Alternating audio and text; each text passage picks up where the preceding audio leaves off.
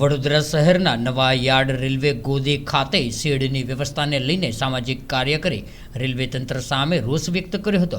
ત્યારે રેલવે ટ્રેકની બાજુમાં શેડ વહેલી તકે બનાવવાની માંગણી કરી હતી। ત્યારે વરસાદની સિઝનમાં ખુલ્લામાં સિમેન્ટ ઉતારવામાં આવે છે, જેને લીધે શેડ નહીં હોવાને કારણે ઘણી સિમેન્ટની ગુણો પાણીમાં પલળી જતી હોવાથી નુકસાન વેઠવું પડે છે। ત્યારે સિમેન્ટના જથ્થામાંથી કેટલીક સિમેન્ટના જથ્થાને વરસાદને કારણે ભીનો પણ થઈ ગયો હતો, જેને લઈને સામાજિક કાર્યકર અતુલ ગામેચી દ્વારા રેલવે તંત્ર સામે રોષ વ્યક્ત કર્યો હતો અને વહેલી તકે શેડની વ્યવસ્થા કરવામાં આવે તેવી રેલવે તંત્ર સામે માંગ કરી હતી।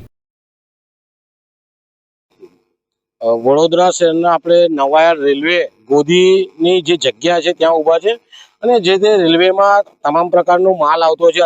સિમેન્ટ જે આવી રહ્યો છે, આ સિમેન્ટ અહીંયા ખુલ્લામાં ઉતારવામાં આવી રહ્યું છે। જો હમણાં કંઈક વરસાદ પડે તો આ સિમેન્ટ આખો બગડી જઈ શકે છે, એટલે એક બાજુ કોન્ટ્રાક્ટરને પણ માર પડે છે। આપણે આગળ પણ જોયું કે સિમેન્ટ ઘણો પલળી પણ ગયો છે, તો રેલવે વિભાગ દ્વારા અહીંયા શેડ બનાવવો જોઈએ।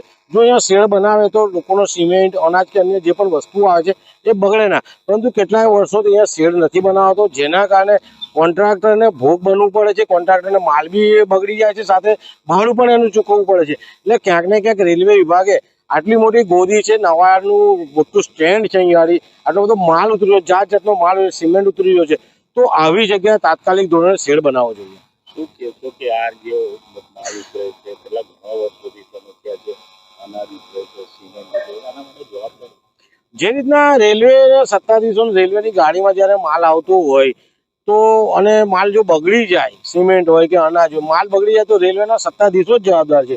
આપણે તો માલ મંગાવ્યો છે, માલ આવી રહ્યો છે, પરંતુ એ લોકો એવી જગ્યાએ ઉતારે ત્યાં કોઈ શેડ જ નથી। હવે આ સિમેન્ટ હમણાં ઉતર્યો છે, શેડ નથી, વરસાદ પડે બગડી જાય તો કોન્ટ્રાક્ટરને માર પડે અને વેપારીને પણ માર પડે। એટલે ક્યાંક ને ક્યાંક રેલવે તંત્રની એ જવાબદારી ઊભી થાય છે।